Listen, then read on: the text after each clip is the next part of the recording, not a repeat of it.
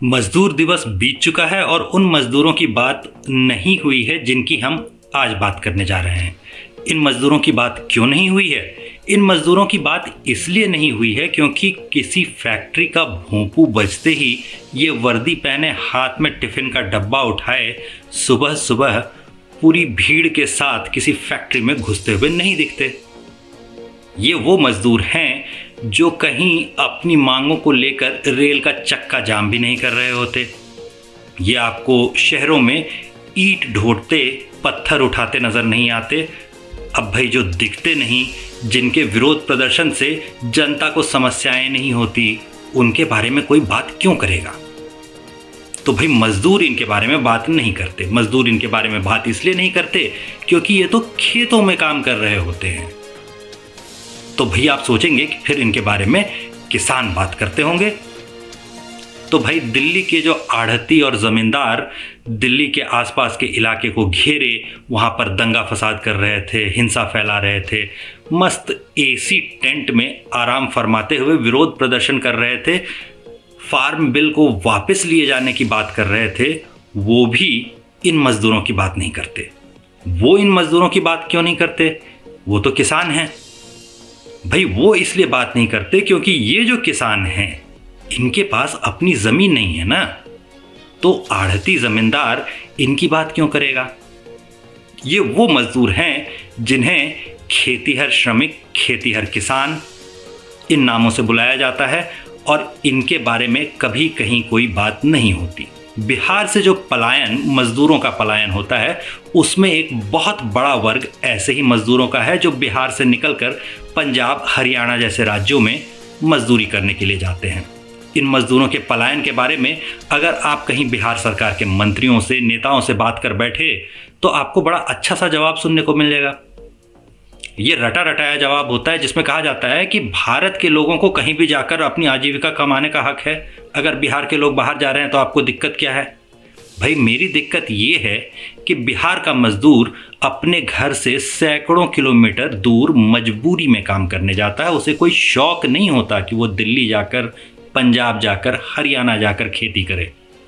उसे यही काम मिलना चाहिए, उसे बाहर ज़बरदस्ती नहीं भेजा जाना चाहिए। अपने परिवार के साथ उसे भी गुजारने का, समय बिताने का हक है। लेकिन नहीं, ऐसा नहीं होता। इसके अलावा ऐसे मज़दूर जब बाहर जाते हैं तो वो जो कुछ भी ज़रूरत की चीज़ें, खाना पीना, दाल चावल, आटा, तेल, जो कुछ भी खरीदते हैं वो सब का सब बाहर खरीदा जाता है और उस पर आया जीएसटी किसी और राज्य को जाता है। वो जिन मकानों में रहते हैं उसका किराया किसी और को जाता है। ये सारा पैसा किसी और राज्य को जाता है और बिहार सबसे कम जीएसटी देने वाले राज्यों में से एक बनकर रह जाता है। बड़े राज्यों में अगर देखें कि बिहार का स्थान जीएसटी वाले राजस्व में कहाँ है तो आप पाएंगे कि ये सबसे पीछे खड़ा नज़र आता है। लेकिन इसके बावजूद इन मज़दूरों की बात नहीं होती। तो आज हम लोग खेतीहर किसानों की ही बात कर रहे हैं। खेतीहर किसानों में भी उन किसानों की बात कर रहे हैं जो भूमिहीन किसान हैं, खेतों में मजदूरी करते हैं। ऐसे लोगों की गिनती बहुत ज़्यादा है। ये लोग आपको अक्सर बुआई में काम करते हुए मिल जाएंगे। बुआई में एक जगह से दूसरी जगह बीज को लाकर रोपते हुए नज़र आ जाएंगे। खेत से खूंटियाँ उखाड़ते हुए, पिछली फसल की जो खूंटियाँ खेत में गड़ी हुई होती हैं उन्हें उखाड़ कर, हटा कर अच्छे से ज़मीन को समतल करने की जो कोशिशें होती हैं, उन सब कोशिशों में आपको यही मज़दूर नज़र आएंगे। जो आपको पटवन का काम होता है, जो निराई गुड़ाई का काम जिसमें आप खरपतवार खेतों से चुनकर निकालते हैं, ये सारे काम जो होते हैं इनमें आपको जो लोग काम करते नज़र आएंगे वही खेतीहर मजदूर हैं जिनकी हम आज बात कर रहे हैं। आप सोचेंगे कि सिर्फ काम का न होना, काम का न मिलना इनके पलायन की एक बड़ी वजह है, तो ये पूरी तरह सच नहीं है। इसके लिए आप एक बार आंकड़ा देखिए कि आखिर इस खेतीहर मजदूर को दैनिक मजदूरी कितनी मिलती है। दैनिक मजदूरी कितनी मिलती है ये देखते ही आप पाएंगे कि मजदूरी में तो ज़मीन आसमान का अंतर है। जो मजदूरी बिहार में मिलती है उससे कहीं अधिक मजदूरी पंजाब में, हरियाणा में, केरल में, ऐसी जगहों पर इन्हें मिल जाएगी। छत्तीसगढ़ वगैरह में मजदूरी कम है। अगर हम लोग 2019-20 के सरकारी आंकड़ों की बात करें तो ये अंतर और स्पष्ट हो जाएगा। सरकारी आंकड़ों में देखिए कि क्या नजर आता है। वर्ष 2019-20 में खेतीहर श्रमिक यानी पुरुष की दैनिक मजदूरी भारत भर के लिए औसत 348 रुपए थी। ये प्रति 8 घंटे की मजदूरी थी। पंजाब में यही मजदूरी सरकारी आंकड़ों के हिसाब से 425 रुपए हो जाती है, हरियाणा में 453 रुपए और केरल में तो 701 रुपए तक थी। बिहार में यही मजदूरी घटकर 297 रुपए यानी कि 300 रुपए वाली जो न्यूनतम दैनिक मजदूरी होती है, सबसे कम दैनिक मजदूरी होती है सरकारी आंकड़े की, उससे भी 2-4 रुपए कम ही है। जाहिर है करीब 1.5 गुना का अंतर मिल रहा हो तो बिहार का खेतीहर मजदूर भागकर पंजाब कमाने जाएगा ही। छत्तीसगढ़ जैसे राज्यों की खेतों की मजदूरी के मामले में और भी बुरी स्थिति है, तो वहाँ से भी खेतीहर मजदूर पलायन करते ही होंगे। कहने के लिए भारत एक कृषि प्रधान देश है का नारा लगाने वाले नीति नियंताओं के रहते ही खेतीहर मजदूर इस स्थिति में पहुंचा है। थोड़ा और झटका तब लगता है जब हम खेतीहर स्त्री मजदूरों की बात करते हैं। पुरुषों के 348 की तुलना में भारत में खेतीहर मजदूर स्त्री की औसत मजदूरी केवल 278 रुपये है। पंजाब में ये 349 रुपये होती है, हरियाणा में 385 रुपये होती है और केरल में जहाँ ज़्यादा है वहाँ भी 701 की तुलना में 505 रुपये ही होती है। बिहार में पुरुष 297 रुपये कमाता है तो स्त्री खेतीहर मजदूर को औसतन 264 रुपये ही मिलते हैं। यानी कि सरसरी निगाह से भी देखा जाए तो पुरुष खेतीहर मजदूर और स्त्री खेतीहर मजदूर की जो मजदूरी है उसमें ज़मीन आसमान का अंतर है और एक राज्य से दूसरे राज्य में जो मजदूरी मिलती है उसमें भी काफ़ी अंतर है और इसकी वजह से पलायन होता होगा, इसकी वजह से अंतर आता होगा। इतनी कम मजदूरी के बाद अगर हम लोग बात करें कि ये मजदूरी बढ़ी कितनी है, तो भाई आपको तो पता है कि जो महंगाई है वो करीब करीब 10% के आसपास की दर से हर साल बढ़ती है। बहुत कम भी बढ़ी तो 8% बढ़ेगी। पिछले कुछ वर्षों में ऐसा ही हुआ है। लेकिन पिछले 8 वर्षों में अगर हम लोग ये देखें कि दैनिक मजदूर की, खेतीहर मजदूर की मजदूरी दहाड़ी कितनी बढ़ी है, तो आप पाएंगे कि ये दहाड़ी, ये मजदूरी बिल्कुल भी नहीं बढ़ी। पहले भी 300 रुपये मिलते थे, अब भी 300 रुपये मिलते हैं। अगर हम लोग बात करें कि ये जो सरकारी आंकड़ा है वो कितना सच है, तो हम आपको बता दें कि पिछले 15 दिनों में हम बिहार के 7-8 जिलों में घूम चुके हैं और 500 से अधिक महिलाओं से बात की है।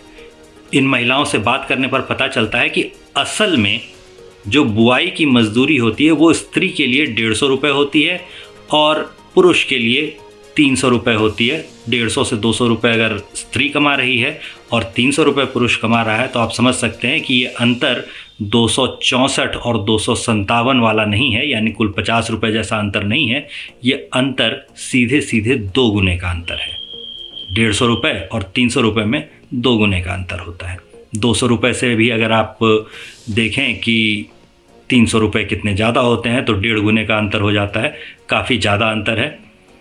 तो ये अंतर होने की वजह से ये समस्याएं झेलनी पड़ती है और इसके बारे में कोई बात नहीं करता। कोई बात नहीं करता का स्तर क्या है, अगर आप ये सोच रहे हैं तो एक बार हम आपको निर्मला सीतारामन जी यानी कि हमारी माननीय वित्त मंत्री जी का बजट भाषण याद दिलाना चाहेंगे। इस वर्ष के बजट भाषण में मजदूरी शब्द कहीं भी नहीं आता। इससे पिछले वर्ष का अगर आप देखेंगे बजट भाषण तो भी आपको मजदूरी शब्द सुनाई नहीं देगा। तो भैया जिसका जिक्र ही नहीं हुआ है उसके बढ़ने की बात कहाँ से होगी। तो मजदूरी नहीं बढ़ी है और गरीब मजदूर जो था वो गरीब का गरीब है। आप अगर सोचते हैं कि कोविड-19 का जो लॉकडाउन वाला दौर था उसके बीत जाने के इतने समय बाद भी आज भारत सरकार जो ये दावा करती है कि हम करोड़ों लोगों को मुफ्त में अनाज दे रहे हैं, मुफ्त में खाना दे रहे हैं, तो ऐसा क्यों हो रहा है कि मुफ्त में इतने लोगों को अनाज और मुफ्त में इतने लोगों को खाना देना पड़ रहा है। तो इसके पीछे की वजह भी इस अंतर को सुनने से, समझने से साफ हो जाती है। इतनी मजदूरी में वो आदमी अपने रोज़ के खुराक का जो इंतज़ाम होता है, अपने परिवार के खर्चे का जो इंतज़ाम होता है वो नहीं कर सकता। इसलिए मुफ्त का अनाज सरकार को बांटना पड़ता है। और ये सारी बातें जो होती है मज़दूर दिवस बीत जाने के इतने दिन बाद भी अब तो आपको पता है कि किसी ने भी नहीं की। तो भैया मज़दूर की जो असली समस्या थी, मज़दूर की मजदूरी, उसकी बात कब होगी? दूसरी बात ये कि मज़दूर जो खेतों में काम करता है उसे अनस्किल्ड लेबर कहा जाए या ना कहा जाए। आप उसे अनस्किल्ड लेबर यानी अकुशल मजदूर में रखना चाहेंगे, लेकिन वो अनस्किल्ड लेबर तो होता नहीं।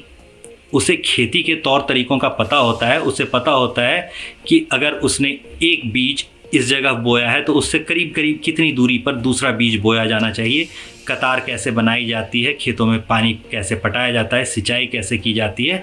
वो पहचानता है कि खरपतवार कौन से हैं और हमारी जो फसल लगी हुई है वो फसल कौन सी है। मतलब पत्रकारों को तो आपने देखा है ना कि गेहूं के खेत में वो खड़े होकर कहते हैं कि हम धान की फसल देख रहे हैं।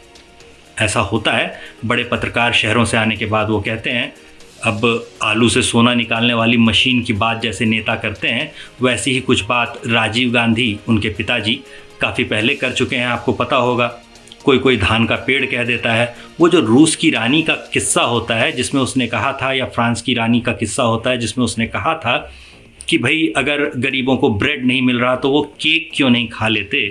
ऐसा होता है आज के बच्चों के सामने, आज की पीढ़ी के सामने, आज के शहरों के सामने, या किसी भी बड़े शहर के 10 IPS IAS ऑफिसर्स के सामने अगर हम 25 बीज रख दें और ये पहचानने कह दें कि इसमें से मसूर का बीज कौन सा है, इसमें से तीसी कौन सी है, इसमें से मड़ुआ कौन सा है, इसमें से हेम्प यानी कि फिर से तीसी, या फिर और दूसरी चीज़ें धनिया इत्यादि, ऐसे 10-15 बीज अगर हम रख दें और पूछ लें कि इनमें से कौन सा बीज कौन सा है, तो मेरा दावा है कि उन्हें पहचानने में दिक्कत आ जाएगी। और उसके बाद भी आप कहते हैं कि ये मज़दूर जो कि पहचान सकता है कि कौन सा बीज है, इसे कैसे रोपा जाना है, कितने पानी में रोपा जाना है, पानी देना भी है या नहीं देना है, और अगर इसमें छिड़काव करते समय जो आप फसलों पर कीटनाशक का छिड़काव करते हैं, जो खाद का छिड़काव करते हैं, जो उर्वरक डालते हैं उनका छिड़काव करते हैं, वो कितनी मात्रा में कितने समय पर करना है, ये सब कुछ उसे पता है। तो वो एक स्तर पर स्किल्ड लेबर ही है, लेकिन आप उसे जो पैसे दे रहे हैं वो तो अकुशल श्रमिक की 330 रुपये वाली दहाड़ी मजदूरी से भी थोड़ा कम है। तो ऐसी स्थिति में मजदूरों का पलायन होगा या नहीं होगा, ये कोई सवाल नहीं रह जाता। ये तो आम समझ की बात है कि मजदूरों का पलायन ऐसे में होगा ही होगा। इन सब के बावजूद आप पाएंगे कि भारत एक कृषि प्रधान देश है, कृषि के विकास के बिना भारत का विकास संभव नहीं, जैसी बातें जो नेता लोग करते रहते हैं, वो नेता लोग इस बड़े से वर्ग की बात बिल्कुल नहीं करते। इस बड़े से वर्ग की बात नहीं करते तो इनकी मजदूरी में जो अंतर है उसकी बात नहीं होती, इनकी मजदूरी में जो अंतर स्त्री पुरुष का है उसकी बात भी नहीं होती। ऑक्सफैम और ऐसी कई दूसरी संस्थाएं जो कृषि और कृषि मजदूरों के क्षेत्र में काम करती है, उनकी रिपोर्ट्स की अगर आप मानेंगे तो करीब करीब 40% काम जो होता है खेतों का वो महिलाएं कर रही होती हैं। ऐसे भी कोई भी देखकर ये जानता है कि किसान का मतलब पुरुष ही होगा, ऐसा ज़रूरी नहीं होता, क्योंकि बुआई की अगर आप तस्वीरें देख लें तो उसमें आपको नज़र आ जाएगा कि सारी बुआई जो होती है वो अधिकांश महिलाएं कर रही होती है। कटनी के वक्त भी ऐसा ही होता है, फसल काटने का काम महिलाएं कर रही होती है। खेतों में उर्वरक वगैरह छिड़कना कोई उतना श्रम का काम नहीं होता, मतलब उसमें उतना बोझ नहीं उठाना पड़ता जितना आप कहेंगे कि पुरुष उठा सकता है, स्त्री नहीं उठा सकती। इसलिए वो काम भी महिलाएं करती है, खेतों में उर्वरक वगैरह डालती हैं। खेत की सुरक्षा जो होती है जानवरों से और दूसरे पक्षियों वगैरह से, उसके काम में भी महिलाएं काम कर रही होती हैं। तो महिलाएं भी बड़ी संख्या में इसमें काम करती हैं, 40 से 50% महिलाएं काम कर रही होंगी, और उन्हें जो दहाड़ी मिलती है, जो मजदूरी मिलती है, वो पुरुष की तुलना में करीब करीब आधी है। आधी नहीं भी है तो सरकारी आंकड़ों के हिसाब से ही अगर हम लोग माने तो कम तो ज़रूर है। समान काम के लिए समान वेतन की बात जो होती है, उस बात को भी यहाँ पर झुठला दिया जाता है। तो मजदूर दिवस बीत चुका है, मजदूरों की बात हो चुकी है, लेकिन जो बात नहीं हुई यानी मजदूरी की बात, वो ये थी और खेतों की तरफ अगर आप जाने की बात करते हैं, अन्नदाता किसान की बात करते हैं, तो एक बार कभी इसके बारे में भी ज़रूर सोचिएगा। धन्यवाद।